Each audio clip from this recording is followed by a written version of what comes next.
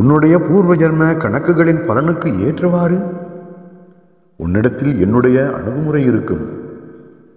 அதை நீ புரிந்து கொள்ள வேண்டும். நீ கடந்த காலத்தையும் நிகழ்காலத்தையும் மனதில் வைத்துக்கொண்டு கேட்கின்றாய். ஆனால் நான் உன் எதிர்காலத்தை பார்க்கிறேன். ஒரு எதிர்காலம் எப்படி இருக்கப் போகிறது என்பதை அறிந்தவன் நான். நீ வரும் காலத்தில் எப்படி வாழப்போகிறாய் என்பதையும் அறிந்தவன் நான் தான். ஆகவேதான் என் அன்பு குழந்தையான உனக்கு எப்போதும் இந்த நிகழ்காலத்திற்கு தேவையானவைகளை கொடுத்திருப்பதை வைத்துக்கொண்டு அமைதியாக வாழ கற்றுக்கொள். நீ வேண்டியவைகளில் உனக்கு தேவையானதை தக்க சமயத்தில் கொடுத்து ஆசீர்வதிப்பேன். ஆனால் நான் கொடுப்பது எப்போதும் உனக்கு அச்சமயத்தில் அவசியம் தேவையானதாகவே இருக்கும். அதே சமயம் தீமைகள் உன்னை நெருங்காமல் பாதுகாப்பேன்.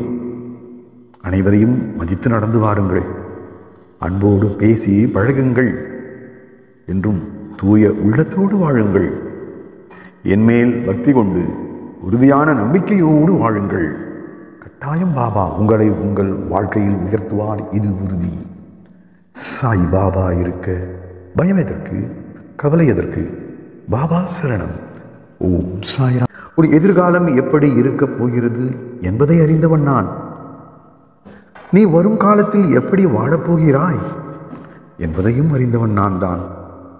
ஆகவேதான் என் அன்பு குழந்தையான உனக்கு எப்போதும் இந்த நிகழ்காலத்திற்கு தேவையானவைகளை கொடுத்திருப்பதை வைத்துக்கொண்டு அமைதியாக வாழ கற்றுக்கொள். நீ வேண்டியவைகளில் உனக்கு தேவையானதை தக்க சமயத்தில் கொடுத்து ஆசீர்வதிப்பேன்.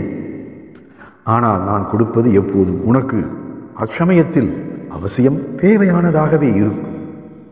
அதே சமயம்